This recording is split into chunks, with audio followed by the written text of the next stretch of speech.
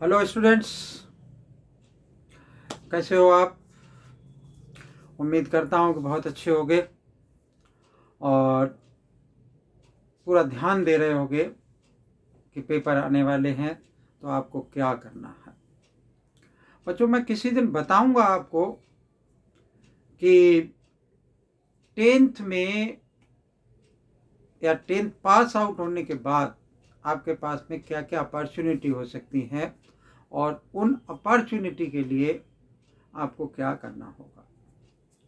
लेकिन इस सबसे पहले जो मेरा काम है और वो आपका भी काम है, मैं अपने काम पूरा करता हूँ, आप करते हैं या नहीं करते हैं ये आप जानते हैं। तो बच्चों, जैसा कि आपको मालूम है कि मैं एक इम्पॉर्टेंट क्वेश्चंस के एक सीरीज अपलोड कर रहा हूँ आपके लिए। तो उसी में से मैंने ये क्वेश्चन लिख रखा है कि shopkeeper buys a number of book for ₹800 if he had bought 4 more books for the same amount. Each book would have cost ₹10 less. How many books did he buy? अच्छा देखो, इस टाइप का question जैसे ये जो लिखा हुआ है आपको हो सकता है लग रहा हो कि बड़ा अजीब सा क्वेश्चन है। तो ऐसे ही क्या है कि जैसे सपोज कोई लेडी है, घर में काम करती है, हाउस वाइफ है, कोई किसी का रेट बढ़ जाने से उसको क्या होगा कि खर्चा इंक्रीज कर जाएगा, तो वो मेंटेन करने के लिए वो किस में कॉस्ट कम करे। एक तो वो, दूसरा स्पीड वाले क्वेश्चंस जो होते हैं वो सारे इसी टर्म पे होते हैं।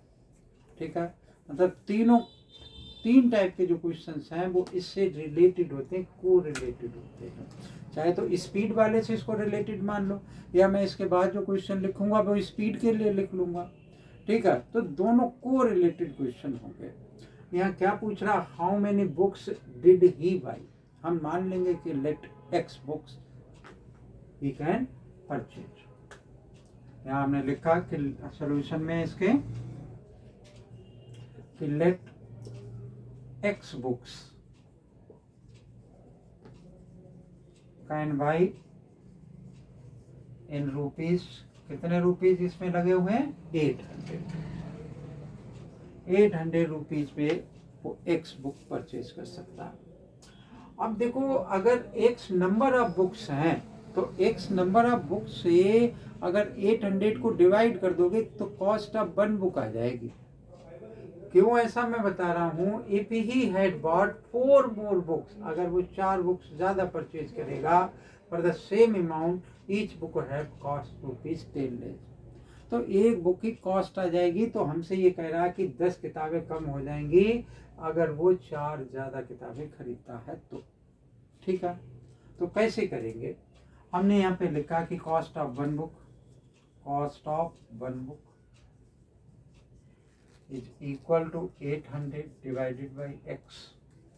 अब ये क्या कह रहा है, 4 more books for the same, अगर वो 4 और किताबें परचेज करता है तो हर एक बुक की कॉस्ट क्या हो जाएगी। यहाँ लिखा हमने, इफ ही परचेज या bought 4 more books then cost is equal to क्या हो जाएगी बच्चों, 800 डिवाइडेड बाई x प्लस 4।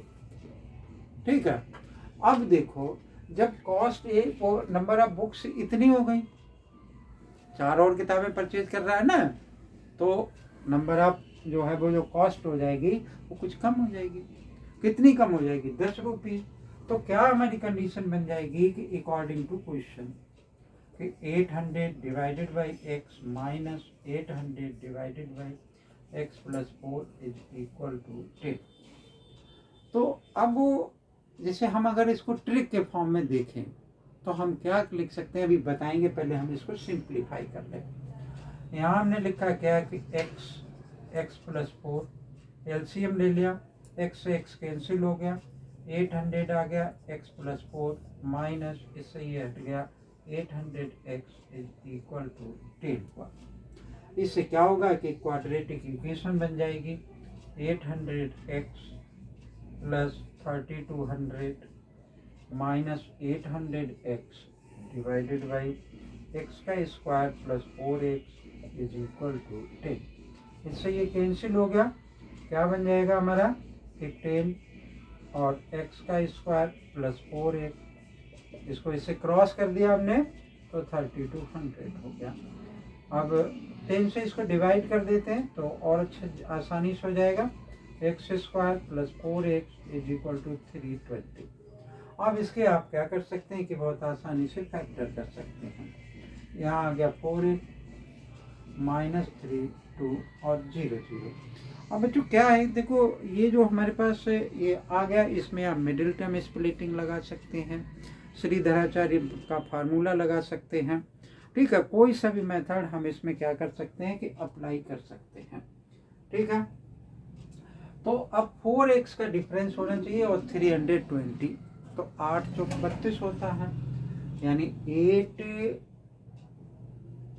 तो एक जीरो होना चाहिए भाई, 2 जीरो, जैसे हमने अभी बोला कि 8x और 8x में से 4x, ठीक है, लेकिन यहाँ पे जीरो नहीं आ रहा है, जीरो नहीं आ रहा, तो इसका मतलब ये ऑप्शन नहीं हो सकता है।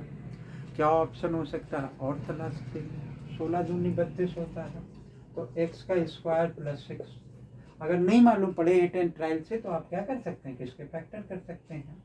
माइनस का कितना हो गया, सॉरी 20x प्लस का लिख लेते हैं, और 16x माइनस का माइनस 320, देखो 16 टू या 32 और 0 हो गया, इज इक्वल टू क्या बन गया हमारा, 0 बन गया।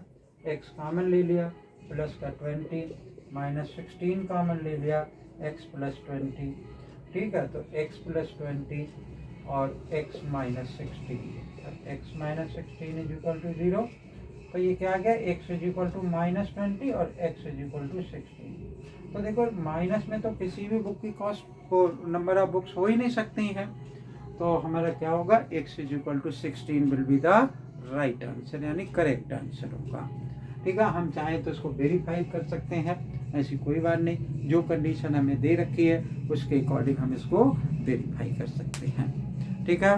उम्मीद है कि ये बात समझ में आ गई होगी आपको।